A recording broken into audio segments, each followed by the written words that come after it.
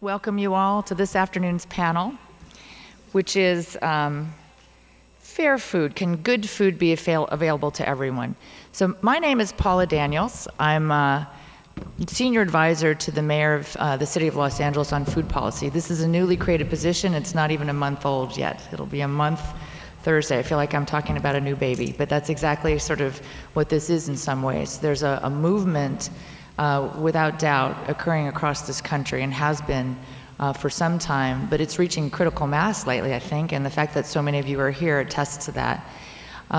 We also, in the city of Los Angeles, have started a food policy council, and I see our food policy coordinator here, and I think it's always worth recognizing her. I'm going to make her stand up again. Alexa, please stand up.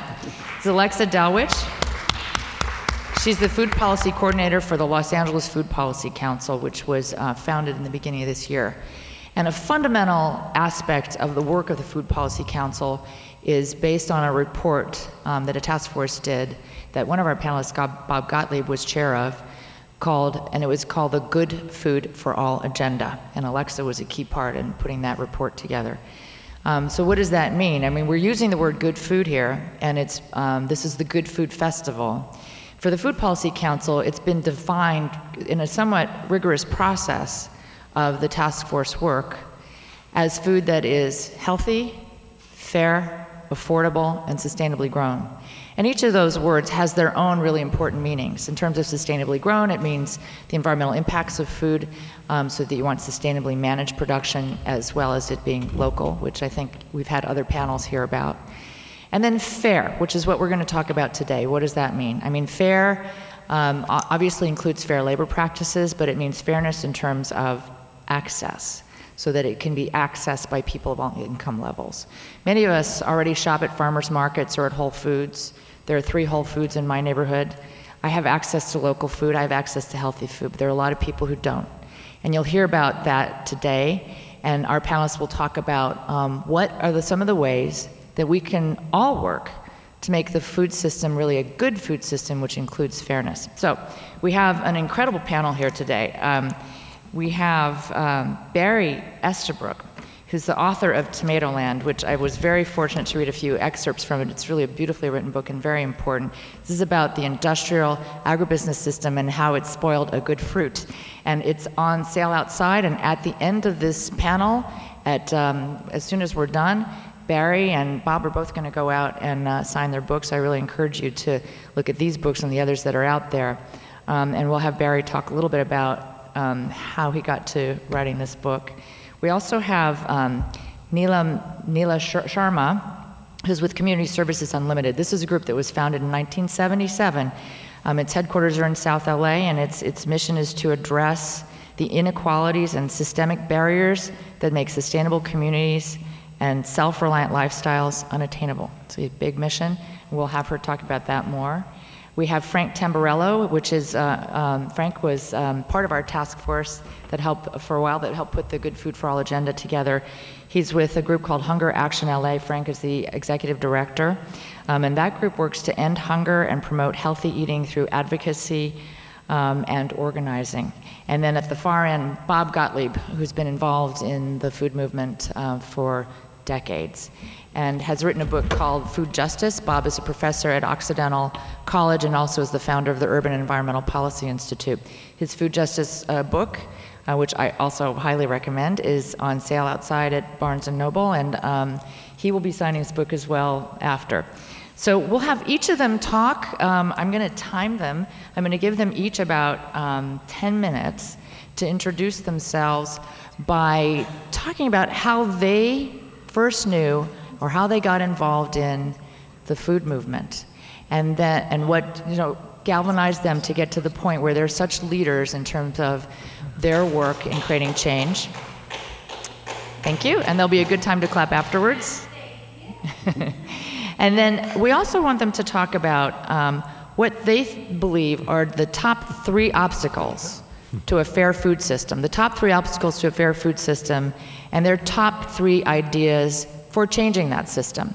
So I'm going to time them. I've got my sports watch on here. And the reason I'm going to time them is because we want to leave room for questions. So at about after they finish talking, there'll be time for questions, so they each will get 10 minutes, and you'll all hear a little beep. That's not my cell phone, it's my sports watch saying, okay, time to move on. All right. So Barry, your story. Thank you very much, and thanks to all of you for coming out. This is a subject that means a lot to, I think, all of us, and I really appreciate you taking the time to be here. So my first thing is to say what got me involved in passionate about food. Yes. Two things. When I was in high school, I spent a couple of summers working for a dairy farmer, baling hay and throwing it up in the haymow the old-fashioned way, which was picking it up, running it across the field. It was hot, miserable, excruciating work. When I graduated from university, I spent a summer or so as a commercial fisherman off Nova Scotia. And it was cold, miserable, and excruciating work. And it dawned on me, first of all, that writing about how food is produced would be a lot easier than actually producing it. And it also dawned on me that people really didn't have an idea at all of how their food was produced and who produced it. So that's what brought me to food journalism. And then your top 3 things. Oh, you want me to continue? Yeah, why don't you go ahead and do that now? Thanks. My main thing that I've come to most recently after researching Tomatoland, and it's particularly pertinent here because the end of this topic is, can good food be available for everyone?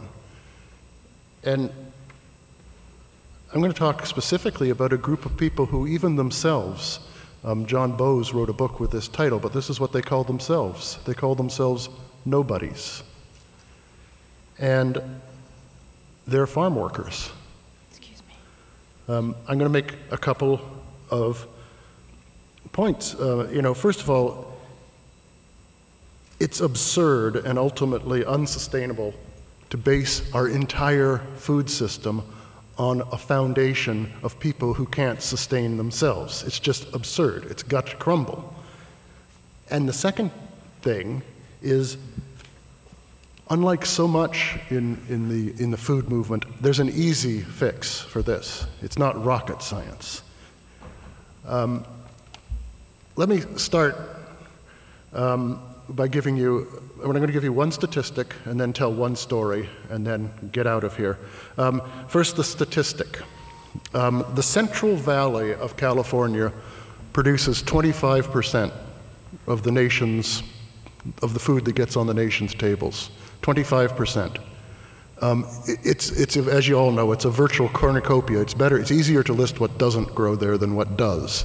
Everything in commercial quantities. There's no agricultural area comes close to it. 48% of the farm workers in the Central Valley report that they go hungry during the off season. 48% of the people that provide so much to this state's economy. That's half. This story took place a couple of years ago while I was researching the book, and I was in the city of Immokalee, Florida, which is a large farm worker community in southwestern Florida, mainly known for its tomatoes. And in Immokalee, Florida, at around 4 in the morning, thousands of would-be workers gather at this large parking lot, and dozens of superannuated school buses driven by crew bosses pull in. And some of the workers have jobs and get on the buses. A lot of them, though, are just there hoping that a crew leader will be short or that some farmer will need extra help. So they stay there from 4 a.m. until around 7, until around daylight. And I was there one day and watched this whole thing. And at the end, as the sun came up and it became apparent there were going to be no buses, 200 or 300 of these guys just shuffled off into the shanties and trailers where they live. And they looked tireder than the guys did coming home after a hard day's work because there was going to be no work for them that day. That afternoon, I put in a shift at the local soup kitchen. And I saw many of the same faces that I'd seen trudging off a few hours earlier back in the soup kitchen. We served 350 people that day. And it wasn't a huge day, it was a slightly below average day. A year later, when there was a frost, that same soup kitchen was serving nearly 1,000 people per day, and other volunteer organizations had come in and set up temporary soup kitchens. They couldn't keep up with the demand because with the frost, these guys were out of work for 5 or 6 weeks. And while I was working there, it's a nice place. The people were treated like guests, and you could forget the fact that, wait a second, the people that pick our food can't afford to eat. The solution? Well, I don't have 3 solutions. I have one. Raise the minimum wage.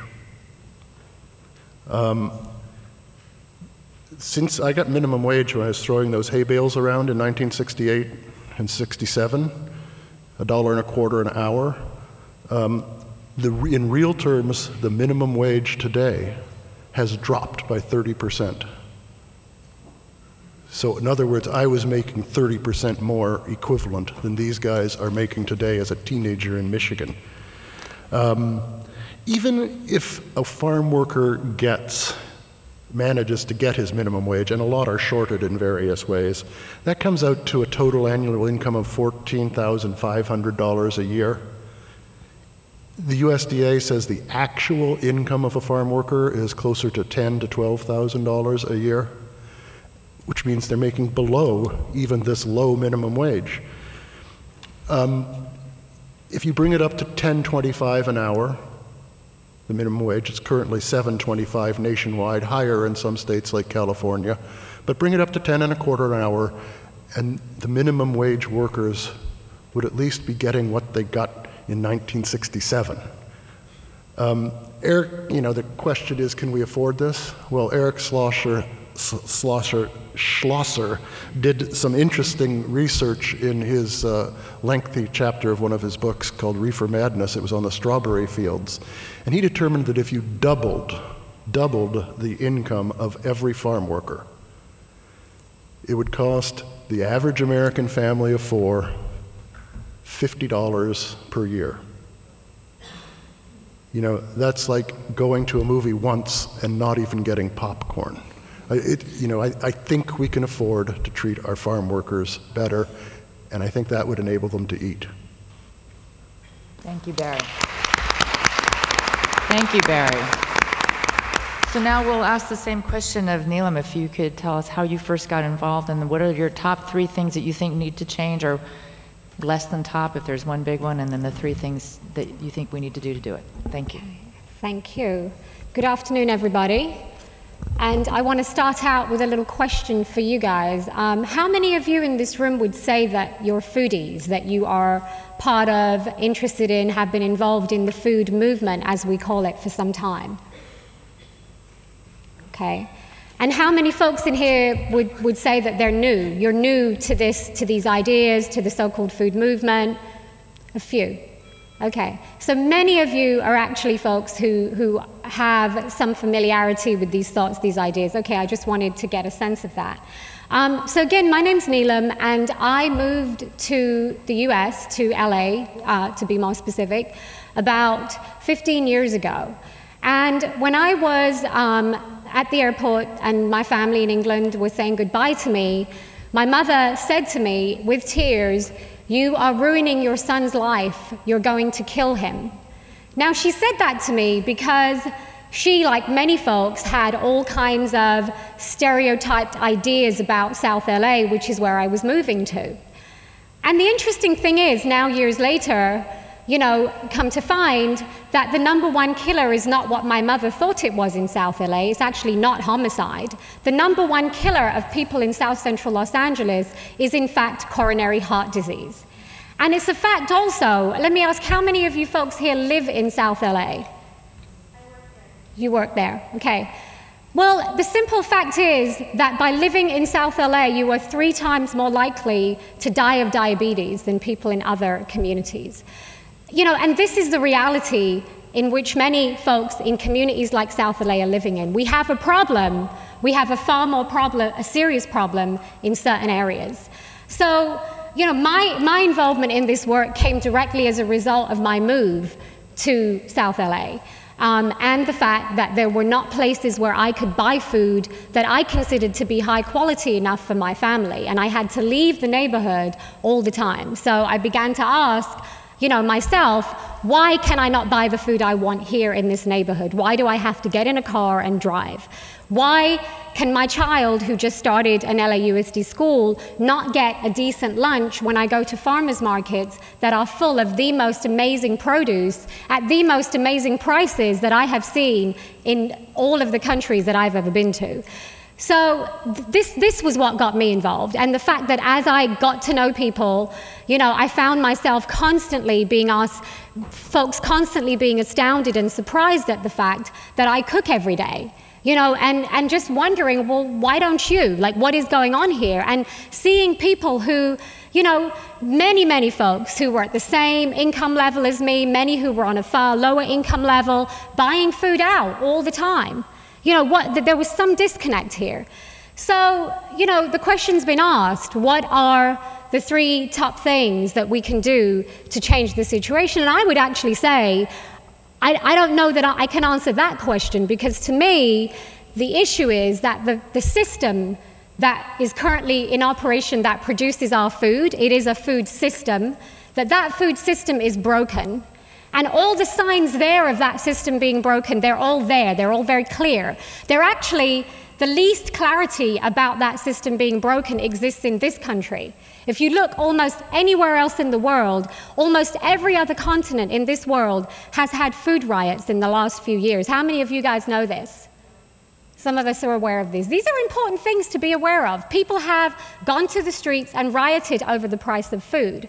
And that has happened because our system, and it is an international system, it is a global system, because we have made it so, right? We have gone into small countries that were feeding themselves, and we, the multinationals, the corporations, and those of us who live in the modern Western world have gone along with that. We've remained silent.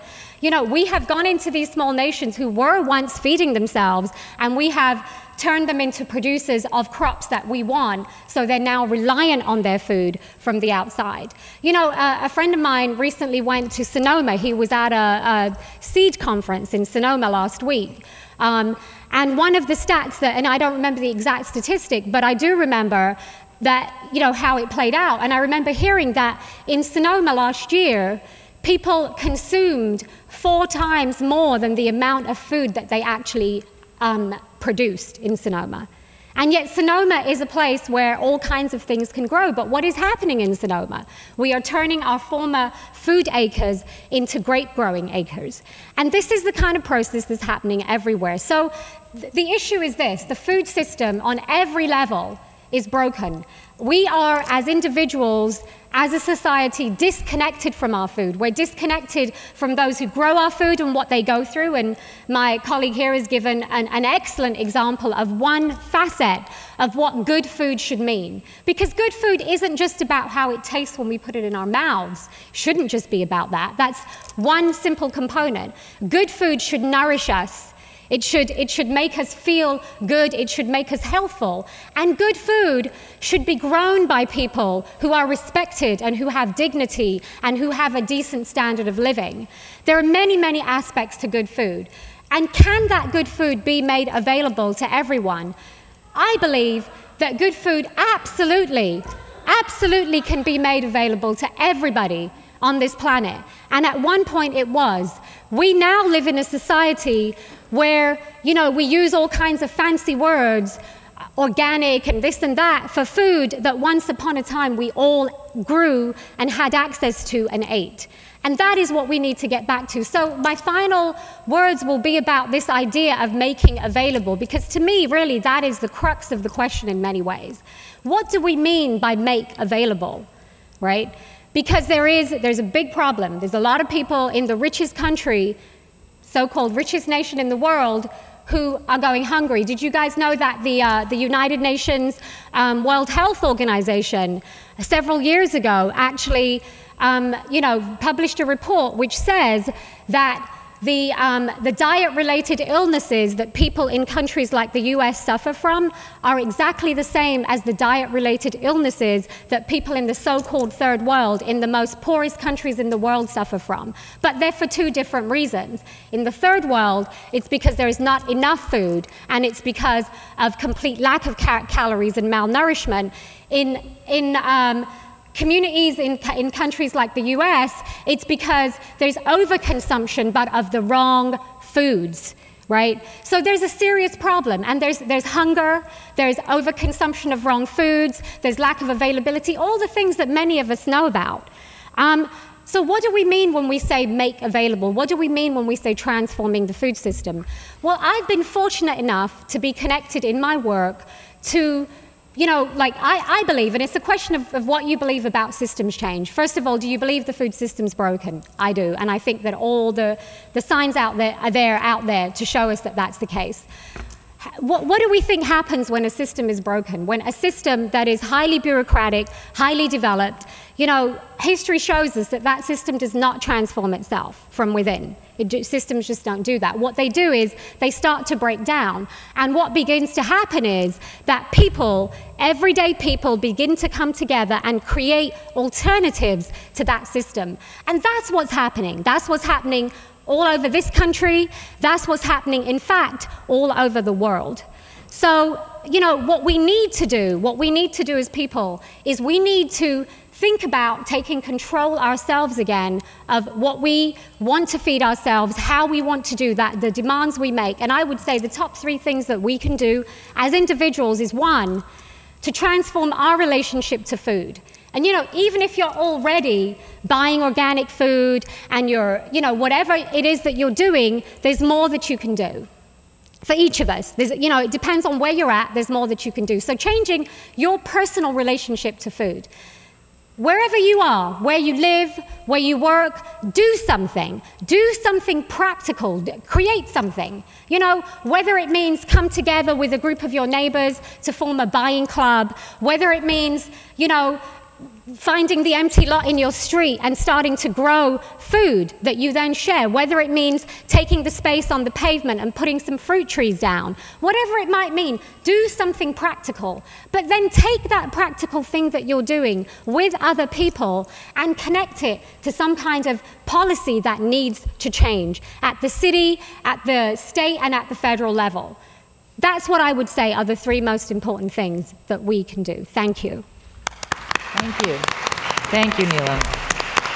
Thank you very much. And now Frank Tamburello from Hunger Action LA.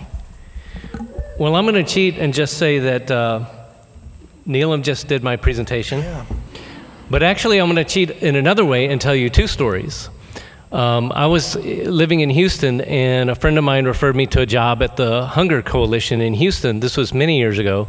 And we were going door to door, talking to families and actually asking moms if their kids ever went to bed hungry, and some of them said yes. When I came back, I told my supervisor, I said, this is really pretty disturbing to me that so many of them are saying yes, and he said, well, that's only the ones that are admitting that to you. There's a lot of other ones that aren't going to tell you that. Well, a couple summers later, I came out to Los Angeles, and like a lot of people, I didn't have a job when I came out here. So I was working temp jobs. I was stacking cans in the Standard Brands paint store. I was reading barcodes on old CDs at a music store that was shutting down. And over the course of all these temp jobs, I met, different people who I'd see at different places I was working. And then when I started working at the Interfaith Hunger Coalition, in January of that year, just before the big earthquake, there was a big banquet for homeless people. And so we were going around to tables where homeless people were sitting and bringing them food. And you know, 2 of the people that I served that night were people who I had just a few months earlier been working with on those temp jobs. So that really struck it home for me that I could easily have ended up in their situation if I hadn't had support of other people around me when I was in LA. But getting to the 3 things, one of the first things has already been hit upon really well, and it's about raising wages and protecting work supports. At Hunger Action LA, we spend a lot of time promoting the SNAP program, which now has about 4 or 5 names. It's the old food stamp program, but it's also known as CalFresh here. It's very easy for politicians to change names on our program. It's cheap and it makes it look like they're doing something. But 40% of SNAP participants are working people in the United States. And I would go so far as to say that some companies like Walmart are using the SNAP program as their income supplement for their workers because so many of their workers qualify for food stamps. There's 45 million Americans now who are accessing SNAP. This is the largest number in history, and it's twice as many as about 5 years ago. That's 1 in 7 Americans is now relying to some extent on the food stamp program. So clearly we have to raise wages and protect income supports like SNAP, which is going to be under a lot of attack in the deficit reduction process. We need to support healthy foods such as fruits and vegetables. As all of you being admitted foodies, you all admitted it a few minutes ago, you know that the Farm Bill in the United States, the Federal Farm Bill, which is our big agriculture support on the federal government side, is very skewed toward commodity crops like corn and wheat and soy, and we've all heard how that makes corn very, very cheap, so it's dumped into the market on other countries. It's used to create these very cheap corn sweeteners and just makes unhealthy food far more accessible than fruits and vegetables. We know there's a huge appetite for fruits and vegetables out there among low-income people because here's my statistic I'm just in love with this year. In 2008 in California, there were 50 farmers markets that were able to accept food stamps. And they did $650,000 worth of business that year in food stamps. 2 years later, in 2010, there were 111 farmers markets that accepted food stamps, $3.5 million in transactions. So while the number of markets accepting SNAP benefits doubled, the amount of transactions quintupled. And I think it would go even higher. Our organization has a program called Veggie Vouchers, which is supplementing fruit and vegetable purchases at 4 farmers markets in the county, and there's 3 other markets operated by SELA doing the same thing. You're seeing a lot of these come up, and these kind of programs could be instituted somehow federally. We could support fruit and vegetable purchases both from the point of view of the producer and the consumer. The third thing that I would say is something that we need to do something about is the small farm infrastructure, because as in everything else, large corporations are taking over such a share of the market. Los Angeles County used to be the largest food producing county in the United States, and that was all the way up, I think, to the 1950s.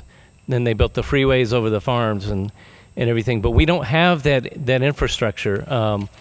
The processing places, the little mom and pop distributors and things like that.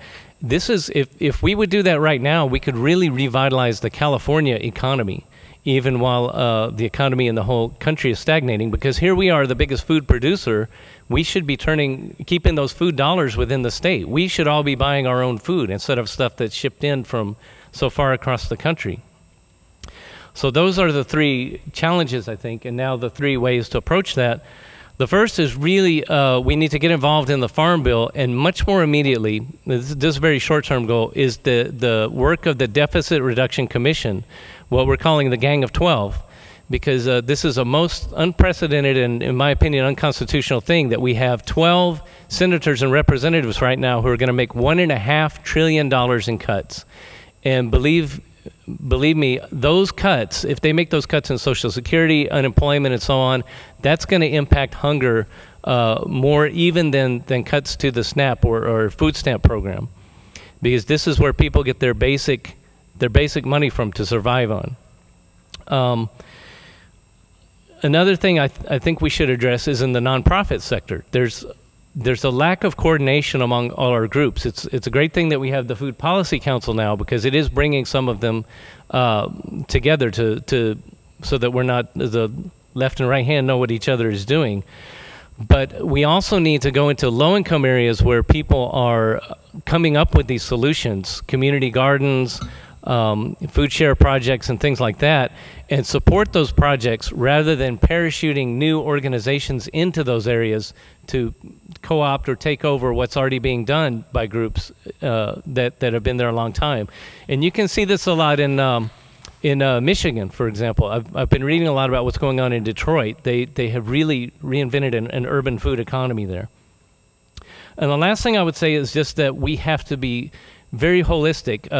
The food movement needs to be part of the bigger movement for all kind of justice. We have to look at what's going on environmentally, educationally, and economically. For example, the things that are happening in the recession, in the recession, so much power goes to the corporations as opposed to the workers. Workers are the only people who are less powerful the more of them there are. Like when there's a lot of surplus labor, that's when we're less powerful. And so all of these court decisions, legislation, and on the state and federal level that's happening to enrich the corporations further is going to really impact the desire to see a healthy food movement. It's great that we're all out here enjoying all this good, fresh, locally grown food, but there's a lot of people out there who don't like to see that.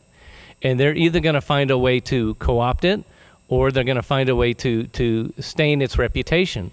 I'm thinking about when the spinach scare came out with the E. coli, and the fingers were pointed at the spinach as opposed to the industrial farms from which waste is flowing onto crops. I'm thinking about McDonald's. They became the biggest buyer of apples after they said they were going to go healthy, but then what did they do? In order to sell the apples, they put it with this very sweetened sauce to dip it in, because their bottom line is the buck, and all they cared about was the image of the healthy food. And I'm thinking about Michelle Obama and her garden up at the White House. We all think it's great that she planted this organic garden. She got letters from some of the very big corporations scolding her for doing that. I couldn't believe it when I read that, because I thought at least there would be a veneer of hey, organic, it's good, it's a great garden. But no, they actually critiqued her for that. So we have to recognize that there's a lot of people who don't like what we're doing. And we have to stand strong against that and be part of a broader movement that connects all the different areas of social justice. And that's it. Thanks. Thank you, Frank. And now we'll hear from Professor Gottlieb. One of the advantages of being last in a panel is that there's a rich array of things that people have said which are really the answers to the question, and also the different dimensions of how it was laid out. So the bad news is that there were all the things I was going to say as well.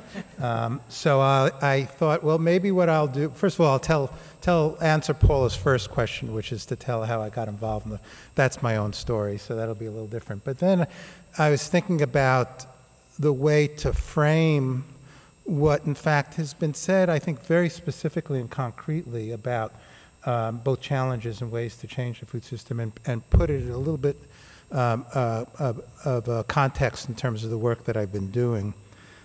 So I got involved, my history, I was a card-carrying member of the Students for a Democratic Society in the 1960s.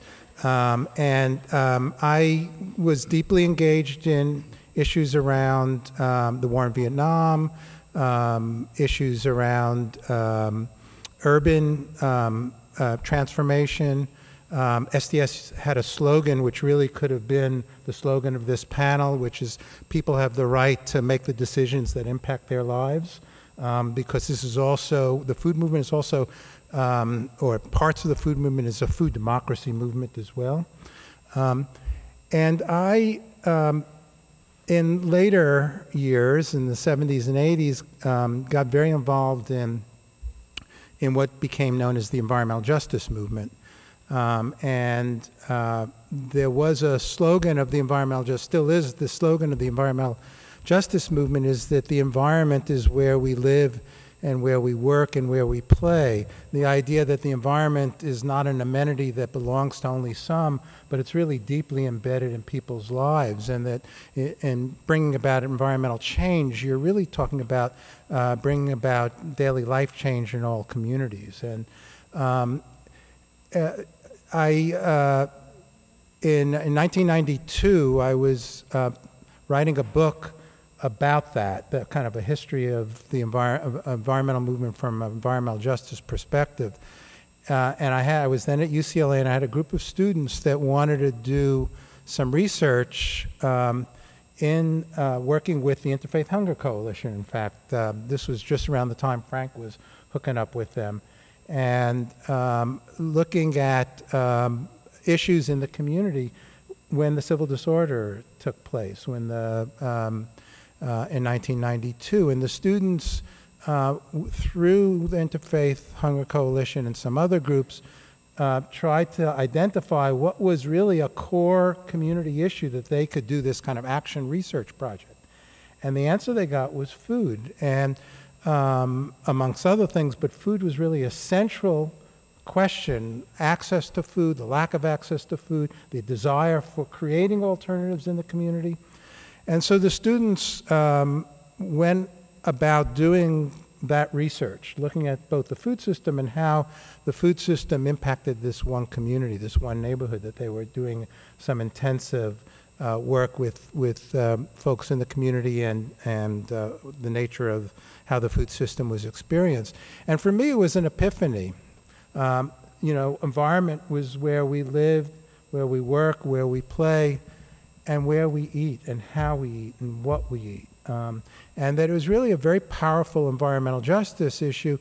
And thinking about my roots in SDS, it was really a very powerful social justice issue. And that's really how I got involved in food politics and food movement as a social movement. And I've been at it since. But I also think of my work as really connected in multiple other ways and places, and that's what we do in the Urban Environmental Policy Institute, where I work. Thinking about the challenges question then and ways to change, I think what we've heard is really a wonderful illustration of some of the things I've been saying when I've been going around the country talking about the food justice book, and people ask me to define what food justice is, and we've heard really illustrations of this from both the work that people are doing on the panel, or the research that they're doing, and how one should frame and think about what it means to create a food justice perspective and food justice advocacy and organizing. And the first is, as Neelam put it, you've got to talk about it as a systems issue.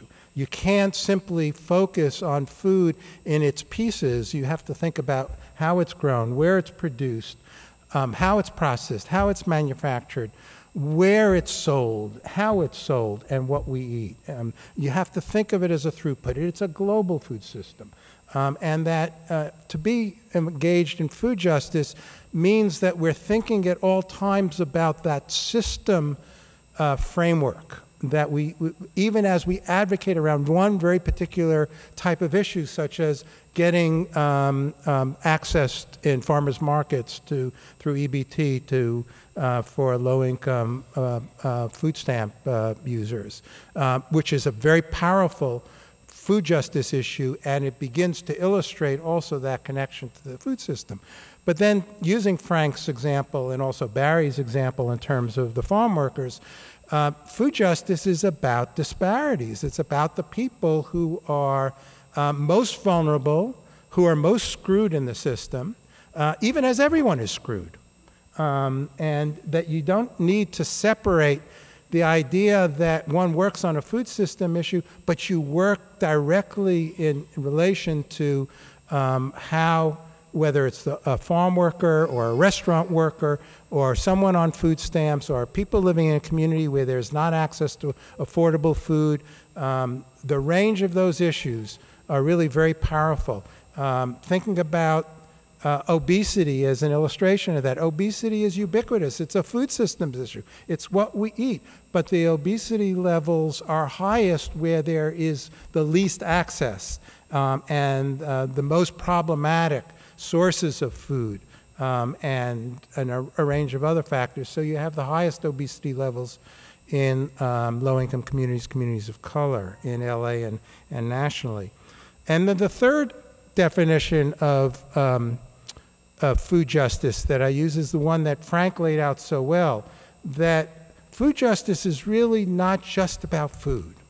That it's really about making that connection, whether it's a labor justice issue, whether it's an immigrant justice issue, whether it's issues around housing and where we live and land use and the connection to food, whether it's a transportation issue, whether it's the way our cities are constructed, whether it's about the loss of farmland.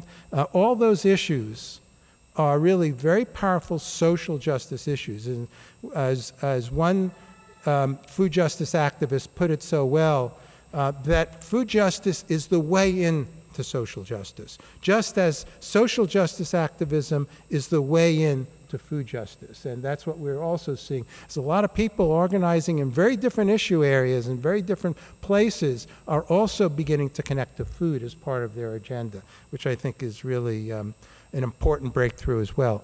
So what could we do? Last point, and then we can open it up. First of all, I think you should all go down on September 22nd, where there will be Hunger Action Day that will involve a march through downtown LA. It starts at City Hall. Yeah, it's at 3:30, and by some odd coincidence, I think my wife happens to have some flyers. Well, there you go.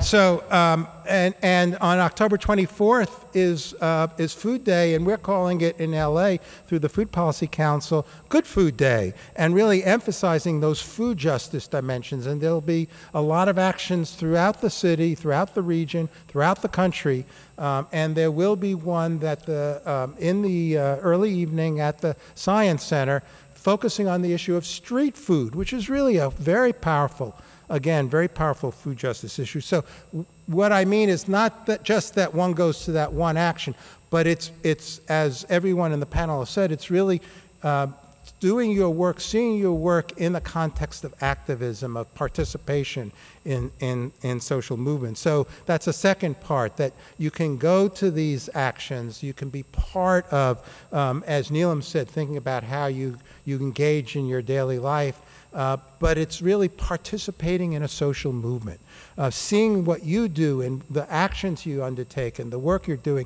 as part of a movement for change, of transformation, of changing both the food system and the larger systems around us.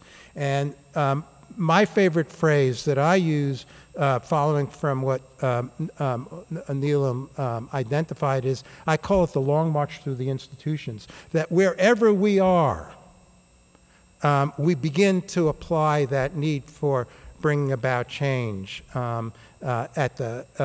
both in the ways we participate in movements and build movements, but also in the ways we participate in the institutions that we connect to, whether it's schools, whether it's through work, whether it's in the communities that we live.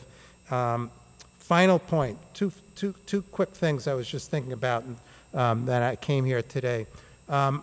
This morning, the response to the idea of taxing millionaires, and I would say to Barry, you know, it's not just that we need $50 per household to double for the farm workers. How about taxing the millionaires to double the capacity of living wages for farm workers? Well, the Republicans on the talk shows today called it class warfare. And indeed, there has been class warfare against the poor. And there's been class warfare in terms of inequities in the food system and other systems that really deprive people of basic needs and livelihood. And we have to reverse that equation. We have to make it possible, in fact, to change the terms of the debate. And that's certainly a good starting point of well, we don't want taxes on the millionaires because the millionaires need to get more and the poor need to get less. I think for this gathering, these last 4 days, I wanted to say one other thing that I was thinking of, and it's very much tied to Barry's work in Tomato Land. It's a comment that Eric Schlosser made at a similar gathering a few years ago. And by the way, Eric Schlosser is going to be getting an honorary degree at Occidental. You're all invited. He's going to give a talk. It's November 17th. Stay tuned, and he has good things to say nowadays. But Eric at this meeting, Eric Schlosser at this gathering, similar to this kind of gathering, said, you know, do you want to celebrate having that heirloom tomato if it was made in the conditions of slavery? And he was talking specifically to the work that, or to the same things that Barry has been dealing with in Immokalee, Florida, which are literally conditions of slavery that exist today in the fields of Immokalee, Florida. It's perhaps the most heightened illustration of what's wrong with our food system. But we need to keep our eye on the prize. We need to, in fact, celebrate that heirloom tomato. But we need to do in the context of fighting against those conditions of slavery and never forget the link. Thank you. Thank you, Bob. It's a very distinguished panel, as I mentioned in the beginning, and we really appreciate their points, and Bob did just summarize it very well. So I want to now leave some time for questions. I saw Susan Hamer running around with a microphone a little while ago. There she is. So if you have a question, we have Susan, we have another person with a microphone. If you have a question, would you raise your hand and we'll bring the microphone to you. Does anybody in the audience have a question at this point? Yeah, right there.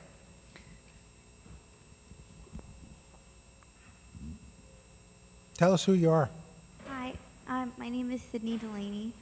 I'm doing a program, the first of its kind at Santa Monica College, for sustainable studies and urban environmental studies. And the fact that the program exists to me is amazing. I think it's something that my generation needs. And my question to you, to the five of you, is how do I connect for my family and friends social justice with food justice if they don't know where to go for information or where to shop or where to buy the heirloom tomato? Because a lot of us don't know. I know personally, but in general, most people aren't going to take the time to Google that information or to drive out of their way to get that fair trade tomato, even if it is grown locally, because local isn't enough. Well, a quick response. We have a thing called the Fresh Food Access Guide, which documents places around the region. I think, Frank, you have something similar that's more focused also in terms of people who don't have enough to eat and where they can go. I mean, there are some resources. I think the problem, of course, is we need to build up the movement so that information is so readily accessible to everyone. But there are some sources out there, and you can go to our website and you could see the Fresh Food Access Guide, which we're actually updating. Does anybody else have an answer? Fresh Food Access, and that's the Urban Environmental Policy Institute website, uepi.edu. .oxy.edu. Oh, sorry, oxy.edu. And I don't know if anybody else wants to take a stab at the question, but I will say through the Los Angeles Food Policy Council, we're working on a number of ways to make it, to encourage those businesses that are doing the right sort of thing and to make that known to consumers, along with working with the City of Los Angeles. So one is a green business certification for restaurants, and there's a criterion there for those that use local food, and then an additional criteria for those that use local food that's good food. And then maybe somewhere down the line, I don't know what you all think about it, but it's something that we're kicking around as an early idea, is maybe having a good food label, which would help convey a lot of information. But that's going to take a while to develop. Does anybody else have a quick answer? You can go to our website, hungeractionla.org, and we collect a lot of news items that make the connections between healthy food and what's going on in society. And I I just say I took your question a little differently, maybe not correctly, but I know in the work that we do in South LA that we've been doing, you know, it's something that we faced like immediately was, you know, you can't just go there and talk about the need, and we were working with young people of all ages to eat healthy when healthy, affordable food is not available, right? Because what does it then mean? You're just going and you're lecturing about 5 a day or 10 a day or whatever the latest fad is. What does it actually mean when you go to the local corner store and you can't buy an apple or a banana or an orange? So, you know, so we actually set about it a little differently, where it was, we engaged in a series of questions really with people in our neighborhood around what it means for them to access food that they want to access, and what are the issues that they have doing that, and then have been constructing for the last, you know, 10 years or so, projects that deal with those desires and those barriers and all the rest of it, and actually creating on the ground, you know, projects that meet those needs. So I, you know, again, I don't know if I took you, because I think it, you know, I think you can, and unfortunately, often those of us who are involved in a movement like this, we're so used to speaking to each other that we kind of forget that those folks who are not, you know, who are not in this movement, who are not aware of all the issues, that to them it just sounds like highfalutin, just kind of like, it sounds okay, but what does it mean on a practical level? You know, and so I think that sometimes it actually means, in some communities, creating projects that make affordable, accessible food available, and doing so in innovative ways, you know. And I'll just finish, one of my favorite quotes of the moment is Arnold Toynbee. You know, he said that something along the lines of, and I probably won't get exactly every word right, but he said, you know, that civilization is a process and not an end result, and uniformity marks its decline.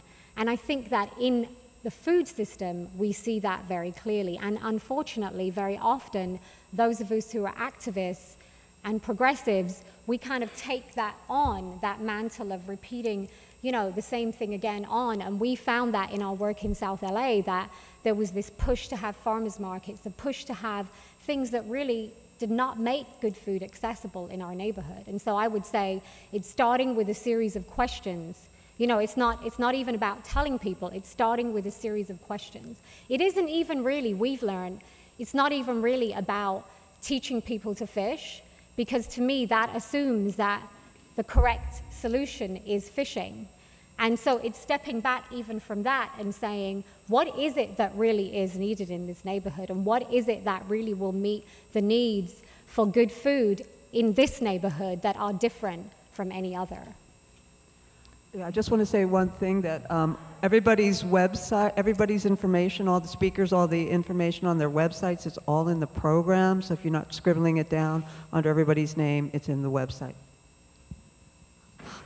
Hi, I'm a South Los Angeles resident, and I hear what you're saying, and I totally am with you on that. And I've been eating healthfully since the 80s, the early 80s. And my comment or question is, how do we get around the perception that eating healthfully, eating this way, eating holistically is, you know, my son has run across it too. Well, you're eating white.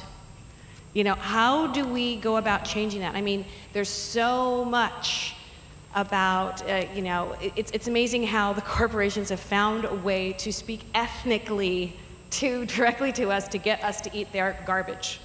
How do we turn that around? And I know that we're talking about 1% us versus 99%, but come on, we have to change it. I mean, we know the numbers, and and the numbers are published, but there's still this perception. When my son goes to school with a chicken breast sandwich that I made him from chicken breast, not pressed, and it's it's got some herbs and spices, and it's got yogurt, and it's in a whole wheat naan, and he eats it, and somebody says to him, "Dude, you're eating white food." I mean, it was naan. But, you know, just the fact that, you know, how do we get through the numbskull attitude, unfortunately, that we sometimes have about food, and it's a class thing. You know, then you're trying to be too, like you said, highfalutin. You shouldn't be eating that food. It's too highfalutin. I mean, it's just stupid. It's not about class. It's about eating something good that our ancestors, in fact, ate. You know? Okay, so thank you. That's a good question. Do any of our panelists, Bob, do you want to start? Frank? You can start. Okay, so it's two simple words, I think, cultural context, which is why all the work that we do in LA, in South LA, is immersed in the cultural context of the community that lives there. You know, Mexican, Central American, African American. We grow food with young people in schools that their ancestors developed, you know, the milpa, the foods that came to the US with West Africans during slavery. We teach about that history. Young people grow that food. They learn about the nutritional values of that food. They then harvest that food. They prepare that food. They take that food home for their families. You know, it's really, there's no shortcut to it. It is cultural context that we've got to work with that, because you're absolutely right. You know, the food movement is seen by many folks as not just a white, but a movement of wealthy white folks. And you know, I mean, it absolutely cannot be, because if, like any movement, if it is worth its salt, I think the question isn't, can good food be made available to everyone? I think we have to change it. It damn well better be, because if it's not, the movement's not worth anything. If it's not addressing the needs of those who most need it, what is it worth? So cultural context, I would say. I'd add one other thing to that, and actually second very strongly the idea of the appropriateness of where one both has a history with food and the connection to food in your communities. But I think one of the more exciting things that's going on in the food movement is the focus on school food, and actually now extending it to preschools as well as K-12, where we're seeing a way in which people are in those settings, whether they're preschoolers or K-12ers, are beginning to have opportunities that just even a few years ago weren't there, whether it's the development of school gardens, whether it's changing the cafeteria food, whether it's the banning sodas in the vending machines that took place, and one of the first real impressive breakthroughs in terms of transforming school food is now 10 years old, that policy breakthrough. And it's building new constituencies of young people. So I think there's a lot of work going on that, and in a lot of different organizations. Probably each of us here are doing one form or another, making those connections around schools and food. The other part of your question, which I think is a weaker part of the food movement, but is really critical, is this whole array of marketing and messaging that goes on that people, including young people, are bombarded with, and there are small efforts along those lines to take on the kind of the food marketing component, but that's the flip side of the cultural connection, is to really challenge this kind of oppressive, overwhelming messaging that goes on that makes people assume that fast food is good food. So I think we have time for like 2 more questions, and looks like, I'm sorry, our microphone's been handed to the man in the back. I see you all, so we'll see if we can get to you. Yeah. Hi, my name is Daniel Tran, and I'm a farm apprentice at the Center for Agroecology and Sustainable Food Systems at UC Santa Cruz. Before coming here today, I spent some time at the Hollywood Farmers Market, where I was slightly disturbed by some of the stalls I saw. It seemed to me that they weren't in fact farmers' stalls, and some of the product looked like it came straight from LA Produce Mart. I'm wondering how much of a concern greenwashing is for organizations like yours in the Food Policy Council, and how comfortable you are with the current regulations there are on what's getting labeled as organic or local in Los Angeles, and what's at the farmers markets, and what's directly accessible, and is it what it's supposed to be? Was this the Sunday market you went to down in Ocean Park? You said the Hollywood. Hollywood Farmers Sorry, Market I didn't hear that. hours ago. You know, I will say the operator of the Hollywood Farmers Market is an organization called CLA, SEE-LA, which is a group that we know of as being very reputable. The certification of farmers markets is handled by the county, and there's been quite a bit of effort to make sure that, in fact, the farmers markets that are saying that they're selling local food, or the stalls that say they are doing that. So it's an enforcement issue that everyone's concerned about, and even the operators of the farmers markets are looking for help to make sure that that happens. But by and large, I think they are mostly who they say they are, but we're all working on trying to make sure that there's actual truth in the statements. Well, let me add also around the greenwashing. It is a big issue, and I heard a little bit in the previous panel about those issues were brought up.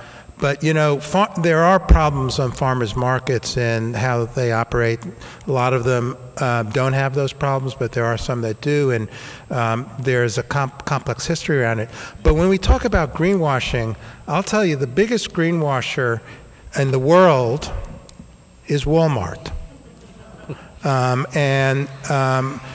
That's where we're really dealing with kind of a vast messaging that's going on that says it's okay, as Frank put it, to pay your workers so that they have to be on food stamps, and you have less than 1% that is local and organic, and you're now celebrated as a good food champion. That's greenwashing. Okay, Bob? Yeah, I think there was a microphone here with... Oh, Susan said, yeah. Bob, hi, Lauren Steiner. I want to ask this question of you because you were involved with the last, what I think was the most truly effective social movement we've had in this country, which was the movement of the 60s, late 60s, early 70s. I think I've been a political activist for the last 9 years on the progressive side, and I and my friends have become really discouraged, especially in the last few years since Obama's been president, because we've put so much attention into electoral politics. And basically, since Clinton, the Democratic Party has become corporate control just like the Republican Party. And we've had in the last 30 years this great increasing inequality between the rich and basically everyone else, to the point where the middle class is now becoming like the working poor. And people have reluctantly come to the conclusion that we really can't rely on our elected politicians anymore. We need to create a movement. And the workers' movement in Wisconsin, you know, at the same time as the Arab Spring, was very hopeful. But then you find the media just doesn't cover it. Yesterday they had a day of rage on Wall Street where thousands came out, and it was totally blacked out, even by MSNBC, which is supposedly the progressive cable channel. So I'm just kind of wondering, you know, one more thing, Richard Trumka said he wasn't going to support, the labor movement wasn't going to support Democratic candidates anymore, and they called for $2 trillion worth of jobs. And then just last week, they supported Obama's totally insufficient job program. And there was an article yesterday that said labor is just totally demoralized, disorganized, and they were actually the ones that were organized. So how do a bunch of disparate citizens, basically that everybody's just fighting to stay alive, to keep their job, to feed their family, to make it through the day, how do we organize in the face of these obstacles that I just mentioned to you? Well, I think we have to keep, let me answer a couple of ways. We have to keep our eye on the prize, which is to not focus on competing in a stacked system, which is the electoral system, but really to build kind of the power at that community base and expand it in terms of connections between communities and between movements. That's really the key at this stage of building a kind of a counter power and a capacity to make those changes. I think the food movement is in many ways very promising in relation to that. But its core limit is that you can't do it by looking at food in isolation from the whole range of other issues that people experience in their daily lives. And that's the challenge we have. We do have a weak labor movement and a labor movement that sometimes functions as a social movement, but a lot of times it doesn't. You know, there's going to be a strike probably within the next few days at the supermarkets. And there hasn't been enough of that kind of connection of, is this an issue that we need to mobilize around of all the different aspects of the food movement? And I think that's an illustration of the weakness of the labor movement. We also don't have what I would call a social democratic tradition, or a tradition that identifies the idea that the public needs to take precedence over the private. That we need to create capacity through government, through social institutions, to address the problems of daily life. So those are pretty fundamental weaknesses, and they were weaknesses in the 60s, they're weaknesses today. But there are, you know, all is not lost. We do have social movements. We do have community power that's developed. There are, in terms of the political discourse, there are lots of openings. People do want to tax millionaires. They don't buy the message of class warfare against the poor. But we have a lot of work to do. And we can't just focus on the depressing things, because we got to get victories where we can. And, you know, just get little victories here and there. Every time someone plants a garden in a vacant lot without permission, every time a group of people gets together and says, let's all buy together to make it cheaper for us, that's a victory. The one really hopeful thing that's happened on the farm labor front and the labor front in general in the last year, it's a terrific example. It's a model that can be followed, is a group called the Coalition of Immokalee Workers. Really started out as a ragtag group meeting in church basements, who came up with they quickly realized that unless you pressure the end user, whether it be a Walmart or a Taco Bell or a McDonald's or a Sodexo, unless you put pressure on the end user, it's very difficult to make progress, particularly in the field of agriculture. And they have succeeded in bringing a sea change about in the Florida tomato industry. The Florida tomato growers actually sat down with them and signed on to a list of fair labor practices. They've got a way to increase the wages of Florida tomato pickers by as much as 50%. And it was by going to the end users and saying, you don't want to have people who are not able to feed themselves or enslaved supplying you with tomatoes. And so it's a template that I think more people could work for, because these people have no votes. They certainly have no hope of organizing in a traditional union fashion, but they've achieved a major success, and I think people should read about it, follow it, because it's an example. I think that actually was an excellent question as a way to sort of sum up where we are. And I know there are more questions, but we've gone over time. And our authors, Barry, who wrote Tomatoland, and Bob, who wrote Food Justice, are expected outside to be signing their books. So I know I'm going to close with just a little story of my own, but then I'm sure they'll be available for questions after. And my story is that I'm from Hawaii. I'm a registered Hawaiian, and Hawaii was once an island nation that was able to sustain itself without having to have very many imports of food.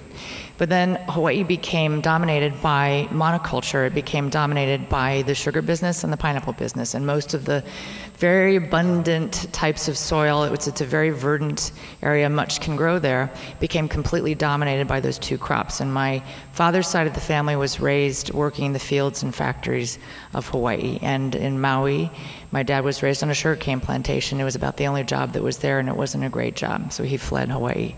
The local food movement, which is why I bring you this story, is not just a luxury. I think all of us understand how important it is, but supporting local food means an awful lot in terms of supporting the food system that we've been trying to create, which is more just. In Hawaii, the local food movement is a matter of survival.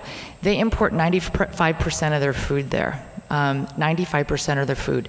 If the ships stopped going to Hawaii, they'd be out of food in a week. And this is a place where they really could grow their own food, but it's not become very possible for them because of the way the food system now works, because it's this large global web. So if you participate in the local food movement, you're participating in system change. And I want to encourage you to make that extra effort to make it a very robust local food system. Thank you all for being here, and we'll see you outside. Thank you to our panelists.